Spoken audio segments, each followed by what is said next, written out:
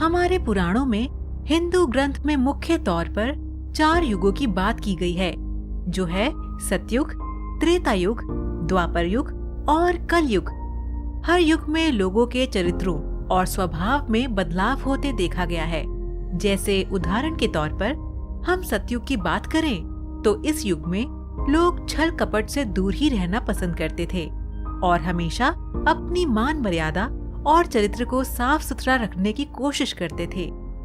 कलयुग सबसे आखिरी युग है और इसकी शुरुआत महाभारत काल से ही हो गई थी और उसी समय ये बता दिया गया था कि कलयुग में जैसे जैसे समय परिवर्तित होगा, लोगों के चरित्र में भी परिवर्तन आएगा और लोग पाप करने से बाज नहीं आएंगे।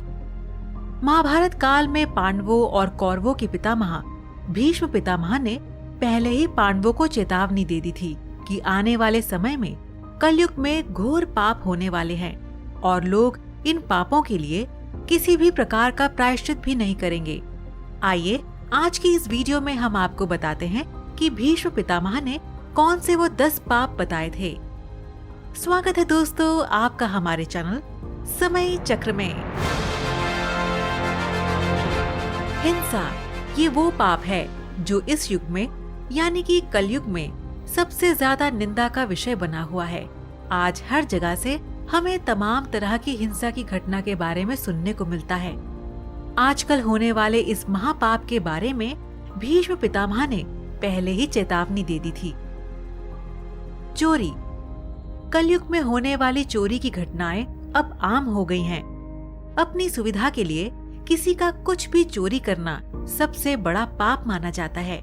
ऐसे लोगों को नरक की आग में जलना पड़ता है, क्योंकि हर व्यक्ति को अपने कर्मों का फल कभी न कभी तो भुगतना ही पड़ता है। यही अटल सत्य है। व्याभिचार। व्याभिचार से तात्पर्य है कि जब स्त्री या पुरुष एक पार्टनर के रहते हुए भी अगर किसी और से शारीरिक संबंध बनाए तो वह भी किसी महापाप से कम नहीं। अपने ही जीवन साथी से विश्वासघात करने को भी अपराध की श्रेणी में रखा गया है। चारित्रिक हनन कलयुग में होने वाला सबसे निरीह पाप माना गया है, क्योंकि इसमें लोग शादी जैसे पवित्र बंधन का अपमान करते हैं और 7 फेरों के समय लिए हुए वचनों को भी भूल रहे हैं। गंदी वाणी का प्रयोग। कलयुग में अक्सर लोग एक दूसरे को वाणी के प्रयोग से दुखी करते हैं, यानी कि वे ऐसी वाणी का प्रयोग करते हैं जिससे कि दूसरे के मन को दुख पहुंचे, क्योंकि लोगों को खुद पे संयम नहीं रहता है और दूसरों को नीचा दिखाने के लिए गलत वाणी का इस्तेमाल करते हैं। किसी के लिए बहुत ही बुरा बोलना। कभी कभी लोग गुस्से में या आपसी रंजिश में आकर किसी को कुछ भी बहुत ही बुरा बोल देते हैं। इसे भी कलयुग के 10 पापों में से एक माना गया है। ऐसा करने वाले लोग पाप के भागीदार बन जाते हैं। बड़ों का अपमान करना। अपने से बड़ों को हमेशा सम्मान देना चाहिए, उनका आदर सत्कार करना चाहिए। परंतु कलयुग में लोग अपने बड़े बुजुर्गों को आदर देना भूल रहे हैं। आजकल के लोग ये भी भूल रहे हैं कि जिन बड़ों ने, जिन माता पिता ने उन्हें चलना सिखाया, पढ़ाया लिखाया, आज वही संतान उनका मजाक उड़ाती है। ढंग से बात तो दूर, उनको पूछते तक नहीं। जो व्यक्ति बड़ों को आदर नहीं देते या उनका अनादर करते हैं, वो पाप के भागीदार बन जाते हैं। इसीलिए बड़ों को हमेशा इज्जत देनी चाहिए। झूठ बोलना।